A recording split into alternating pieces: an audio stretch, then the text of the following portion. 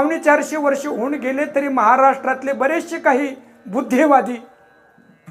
बुद्धिवादी त्याला म्हणावं बुद्धी कमी आणि वादी जास्त. बुद्धी कमीच आहे तशी त्या मानाने. विद्यापीठाच्या स्तरावर कुठंतरी शिकायचं, काही पुस्तकं डोक्यामध्ये कोंबायचे आहेत आणि डोक्यामध्ये कोंबून संतांचे माप काढायचे आहेत. अरे मूर्खांनो, आपल्या छोट्याशा बुद्धीनं त्या व्यापक संतांचा कसा तपास लागणार आहे, कसं त्यांचं मोजमाप होणार आहे. एक शाळेतला प्राध्यापक असं म्हटलं, महाराज तुम्ही जे म्हणताय की तुकाराम महाराज विमानामध्ये बसून वैकुंठाला गेले, मला काय पटत नाहीये.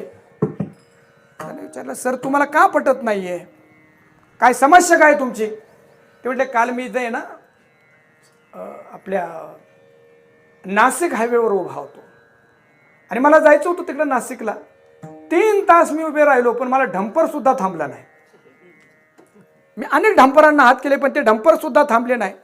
मला असं वाटतं की माझ्यासाठी डंपर थांबलं नाही, माझ्यासाठी रिक्षा थांबली नाही, तुकाराम महाराजांसाठी विमान कसं आलं असेल.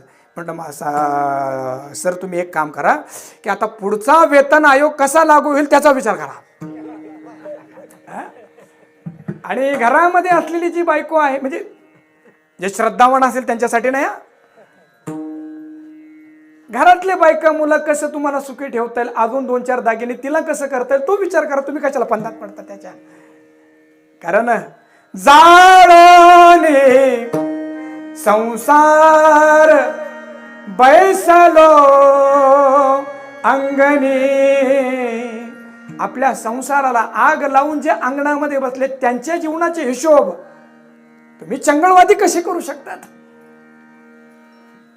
ज्ञानेश्वर महाराजांनी भिंत कशी चालवली पटत नाही आम्हाला. का बरं, म्हणजे आमच्याकडून शाळा चालत नाही. महाराजांनी भिंत कशी चालवली, अरे तसं कसं होईल. तुम्ही तुमची तुलना आणि संतांची तुलना कशी कराल.